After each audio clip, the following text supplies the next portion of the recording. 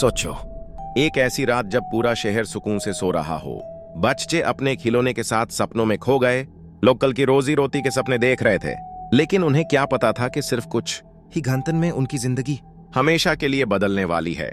यह है Chernobyl disaster की कहानी, एक ऐसा न्यूक्लियर एक्सीडेंट जो इंसान की हिस्ट्री का सबसे बड़ा और सबसे खौफनाक हादसा बन गया। चेरनोबिल यूक्रेन के एक छोटे से शहर प्रिपियत के पास था। यूएसएसआर ने 1970s में यहां न्यूक्लियर पावर प्लांट बनाया, जिसे उनकी इंजीनियरिंग और टेक्नोलॉजी की जीत माना जाता था। पूरा शहर इस प्लांट के आसपास बसा हुआ था। यहां हॉस्पिटल्स, स्कूल्स, पार्क्स, सिनेमाज सब कुछ था। थाउजेंड्स ऑफ फैमिलीज यहां एक बेहतरीन लाइफ जी रहे थे।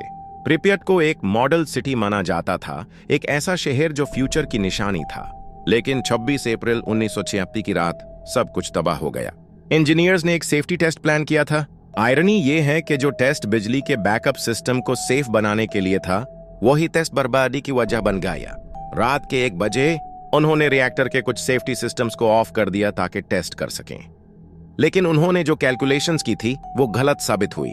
रिएक्टर के अंदर प्रेशर और हीट बढ़ता गया और फिर रात के 1:23 पर एक ऐसा धमाका हुआ जिसने रिएक्टर को उड़ा दिया। वो ब्लास्ट सिर्फ एक एक्सप्लोजन नहीं था, उसने हवा में ऐसी रेडिएशन फैला दी जो हिरोशिमा के एटॉमिक बॉम्ब से 400 गुना ज्यादा थी। प्लांट के आसपास लोगों ने आसमान में एक नीला और लाल रंग का चमकता हुआ लाइट देखा।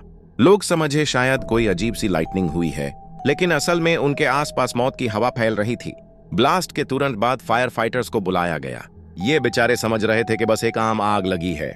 वो बिना प्रोटेक्टिव सूट्स के आग बुझाने चले गए, लेकिन उन्हें बिल्कुल पता नहीं था कि उनका सामना आग से ज्यादा रेडिएशन से हो रहा है।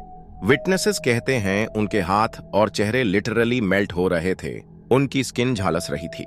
कुछ फायर फाइटर्स कुछ दिनों में ही मर गए और जिन्हें हॉस्पिटल्स भेजा गया वो भी रेडिएशन पॉइजनिंग के शिकार होकर जिंदा न रह सके। इस वक्त तक प्रिपियत के शहर में लोगों को सच नहीं बताया गया था। सुबह बच्चे स्कूल गए, लोग बाजार गए और हवा में फैली हुई रेडियो एक्टिव डस्ट उनके कपड़ों और स्किन पर चिपकती गई।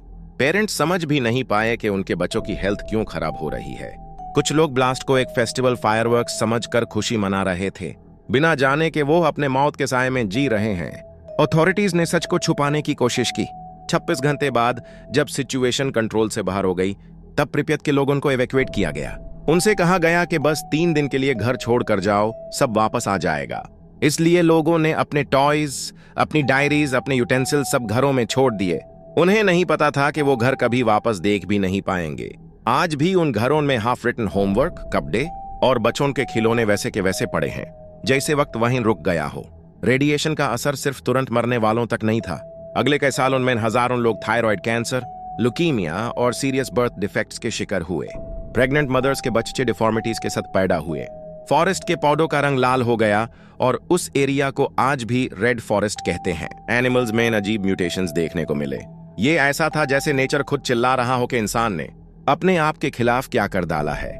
चेरनोबिल डिजास्टर ने दुनिया के न्यूक्लियर सेफ्टी रूल्स को हमेशा के लिए बदल दिया। साइंटिस्ट्स और गवर्नमेंट समझ गए कि न्यूक्लियर पावर एक ब्लेसिंग भी हो सकती है और एक कर्स भी।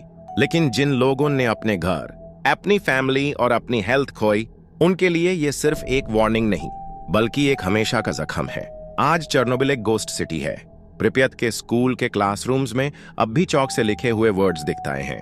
फेरिस व्हील जो कभी बच्चों की हंसी से घूमता था, आज हवा के साथ चीखता है।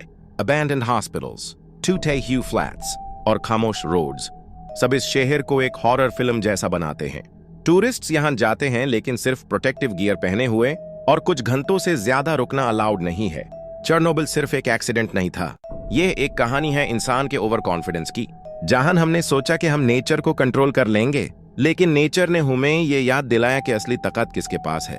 सोचो, एक शहर जो जिंदा था सिर्फ 1 सेकंड में हमेशा के लिए खाली हो गया।